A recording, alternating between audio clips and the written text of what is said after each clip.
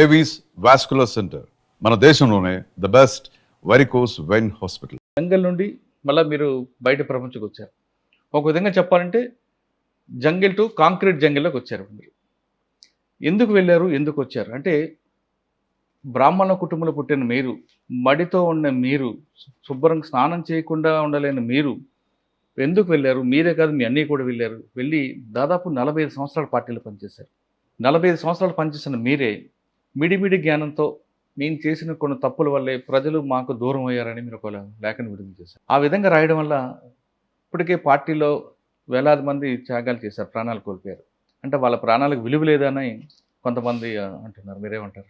వాళ్ళందరినీ కాపాడుకోలేకపోయామనేటువంటి ఒక తపనతోటి, వాళ్ళందరినీ రక్షించుకోలేకపోయామనేటువంటి ఒక అపరాధ భావనతోటే ఆ రకంగా రాయాల్సి వచ్చింది. వాస్తవంగా ప్రపంచాన్ని, దేశాన్ని, మారుతున్న పరిస్థితుల్ని సవ్యంగా అర్థం చేసుకోగలిగి ఉంటే విప్లవోద్యమంలో త్యాగాలు చేయడం అనివార్యం. త్యాగాల్ని శంకించడం లేదు, త్యాగాల్ని ఎత్తిపడుతున్నాం. వాళ్ళ త్యాగాలు వృధా కాకూడదని చెప్పే మారుతున్న పరిస్థితులకు అనుకూలంగా మనము మారాలని చెప్పి ఆలోచించి ఆ రకంగా రాయడం జరిగింది. అంటే ఇంతకాలం అంటే 45 సంవత్సరాల తర్వాత మీకు మెలకు వచ్చిందంటారా? అంటే ఇప్పటికే చాలా జరగాల్సిన నష్టం అంతా జరిగిపోయింది కదా. ఇంకా నష్టాలు జరగకూడదని, జరిగే నష్టాలు జరిగిపోయాయి. జరిగిన నష్టాల నుంచి గుణపాఠాలు తీసుకుందాం, మరిన్ని నష్టాలని అరికడదాం. మనం భవిష్యత్తులో ఇలాంటి నష్టాలకు అవకాశం లేకుండా ఉండడం కోసమే ఆ రకంగా రాయాల్సి వచ్చింది. మెలకువ ఎప్పుడయింది అనేటువంటి విషయానికి వస్తే, మెలకువ చాలా ముందే అయింది. పార్టీలో క్రమశిక్షణ సూత్రాలు ఉంటాయి. ఆ సూత్రాల ప్రకారం ఎవరైనా, ఈవెన్ ఇంక్లూడింగ్ జనరల్ సెక్రటరీ కూడా వాటికి అతీతులు గారు, వాటి ప్రకారం నడుచుకోవాల్సి వస్తుంది.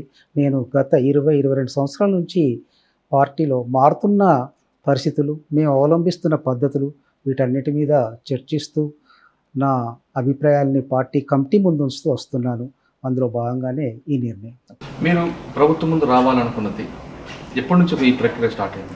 వాస్తవానికి ఈ రకంగా రావాలనేటువంటి విషయానికి వస్తే 2024 మధ్యలో, మీకు తెలుసు అనుకుంటా, మా సిఆర్బి మెంబర్ ఉదయ్, ఆయన, నేను సిఆర్బి ఇన్ఛార్జ్ని కాబట్టి నాకు ఉత్తరం రాస్తూ శాంతి వార్తలకు మళ్ళీ మనం ప్రయత్నం చేయకూడదా అనే ఒక ప్రశ్నను నా ముందుకు తీసుకొచ్చి, నేను నా తోటి సిఆర్బి మెంబర్స్ రాజుదాదా, కోసదాదా, రామ్దేర్ వీళ్ళ ముందు ఆ ప్రశ్న నుంచే వాళ్ళు, మనం శాంతి వార్తలు పోవాలంటే స్పష్టంగా తుపాకులు పట్టుకొని 2004లో లాగా శాంతి వార్తలకు వెళ్ళలేము, తుపాకులు దించితే తప్ప శాంతి వార్తకు అవకాశం లేదు అని రాజుదాదా చాలా స్పష్టంగా చెప్తే, దాని అర్థం అదే, ఇది 2004 కాదు, 2024. కాబట్టి మనం ప్రభుత్వం ప్రకటిస్తున్న వైఖరి ఏదైతే ఉందో ఆ వైఖరి మీద మనం ముందు ఒక స్పష్టతకు వచ్చి వెళ్ళాలి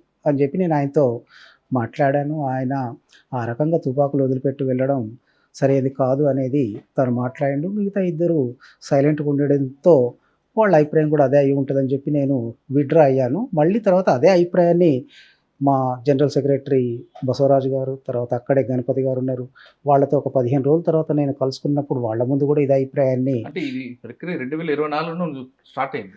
2024లో శాంతి చర్చలు చేయాలనేటువంటిది ఏదైతే ఆంధ్రప్రదేశ్, తెలంగాణ నుంచి ముందుకు వచ్చిందో మార్చిలో, దాని మీద కొన్ని మా పార్టీ వైపు నుంచి కూడా జనరల్ సెక్రటరీ ప్రత్యక్షంగా ప్రకటనలు విడుదల చేయడం, ఆ సమయం అంతా నేను ఇక్కడ లేను, నేను ఒరిస్సాలో ఉన్నా.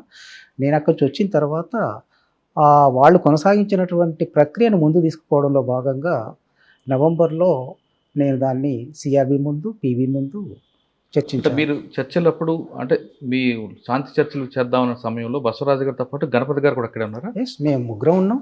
మేము మొత్తం ఇక్కడ ఉంది నలుగురం. ముప్పాల గణపతి, ముప్పాల లక్ష్మణరావు గారు. గణపతి గారు అంటే ఆయన ఇంకొకరు లేరు కదా పార్టీ. ఆయనే ఉన్నారండి. ఆయన సైలెంట్గా ఉన్నాడు.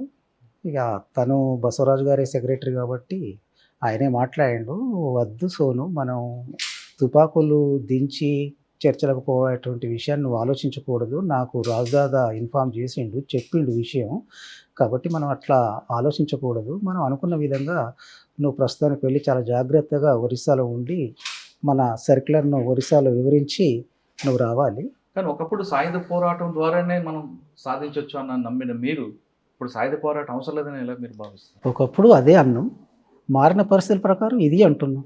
కాబట్టి పరిస్థితుల్లో వచ్చిన మార్పే ఆ మార్పు ప్రధానమైన కారణం, మరేమీ లేదు. కానీ సమాజంలో చాలా రకాల మార్పులు వచ్చాయి, ప్రభుత్వం చాలా డెవలప్మెంట్ చేస్తుంది, కింద వరకు వస్తున్నాయి. కానీ మీరు అభివృద్ధికి వ్యతిరేకులుగా అనేది ఒక ముద్ర పట్టుకుంది. ఆ ముద్ర నుంచి బయటపడడానికి మీరు ఏమైనా ఆలోచించారా? అభివృద్ధిని రకరకాలుగా వ్యాఖ్యానిస్తున్నారు, ఎవరి వ్యాఖ్యానం వాళ్ళది. కానీ సమాజంలో వచ్చే మార్పులు మీరు ఎందుకు గుర్తించలేకపోయారు? గుర్తించడం కాబట్టే వచ్చింది. అది ఇప్పుడు ఇన్ని సంవత్సరాలు అంటే చాలా మంది చనిపోయిన తర్వాత మీరు గుర్తించారు. అంటే పోలీసుల వైపు చనిపోయారు, ఇటు మీ వైపు కూడా చనిపోయారు కదా. ఇంతమంది ప్రాణత్యాగాల తర్వాత మీరు గుర్తించారా? ఇప్పటికీ గుర్తించలేదు కదండి.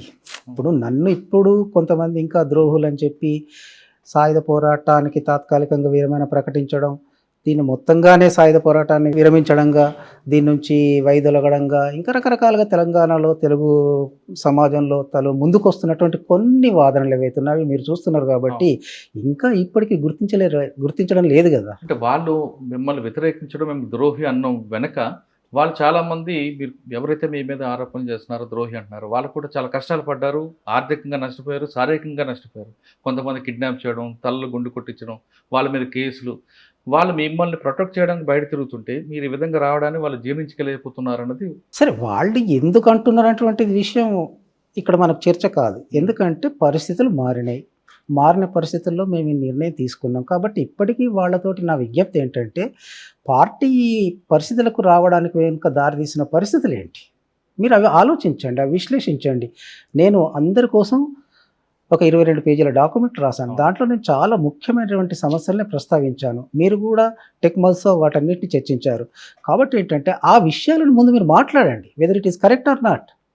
ఆ విషయాన్ని మీరు చెప్పండి. అంతే తప్ప ద్రోహులను, కోవట్లను, ప్రభుత్వంతో కలిసిపోయారనో, ఇంకా ముఖ్యమంత్రితో ఒప్పందాలు చేసుకున్నారనో ఇటువంటివి కాదండి అసలు. సాధారణంగా మీ పార్టీలోనే బయటకు వస్తే వాళ్ళందరూ ద్రోహులు అనడం మీరు కూడా గతంలో ఉన్నారు కదా చాలా మంది. అదే, ఎందుకంటే బయటికి వస్తున్నటువంటి వాళ్ళు ఒక్క విప్లవోద్యమానికి ద్రోహం చేయడం దాన్ని దృష్టిలో పెట్టుకొని ప్రజలను వదిలిపెట్టి వెళ్ళడం గురించి మేము ఆ మాట అన్నటువంటిది వాస్తవే. కానీ ఇవాళ మారుతున్న పరిస్థితుల్లో ప్రజల మధ్య ఉందాం, ప్రజలకు దూరం అవుతున్నాం మనం, ప్రజలను వదిలి వెళ్ళకూడదు. కాబట్టి మరో రూపంలో ప్రజల మధ్యకు వెళ్దాం.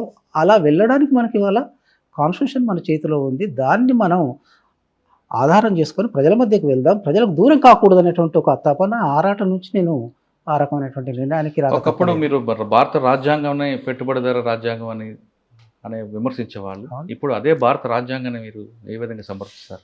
అవును, భారత రాజ్యాంగంలో పేర్కొన్నటువంటి అనేక విషయాలు ఉన్నాయి, వాటి అమలు కోసం. ఎందుకంటే భారత రాజ్యాంగం ప్రియాంబుల్ మీరు చూసిండ్రు, సోషలిస్టిక్ ప్యాటర్న్ ఆఫ్ సొసైటీ అని చెప్పి దాంట్లో చెప్పారు. కాబట్టి ఆ సోషలిస్టిక్ ప్యాటర్న్ సొసైటీ కావచ్చు, లేకపోతే ఇంకా అనేక విషయాలు ఉన్నాయి. కాబట్టి వాటిని మనం ప్రజా ఉద్యమాలు నిర్మిస్తే, ప్రజా గొంతుకతో మనం గొంతుకై మాట్లాడితే రాజ్యాంగాలు కూడా అనేక సవరణలు వస్తాయి. 42వ సవరణ ఎందుకు వచ్చింది, 73వ సవరణ ఎందుకు వచ్చింది, 2006లో ఫారెస్ట్ రైట్స్ యాక్ట్ ఎందుకు వచ్చింది, వీటన్నిటి వెనుక ప్రజా ఉద్యమాలే కారణం. కాబట్టి ప్రజా ఉద్యమాన్ని నిర్మించడం ద్వారా రాజ్యాంగాన్ని కూడా మార్చుకుంటే అవసరమైంది.